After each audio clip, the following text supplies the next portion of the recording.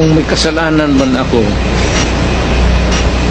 ayaw kong pumunta ng impyerno.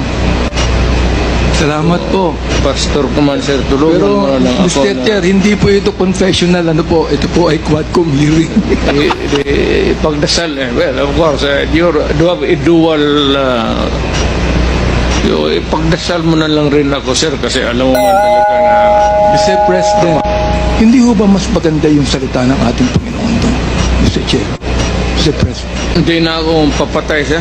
Retired na ako. Lumar na, hindi na ako mayor.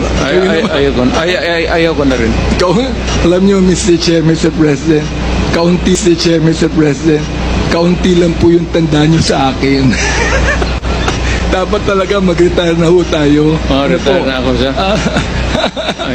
Ayaw ko na. Anyway, ganito po yun.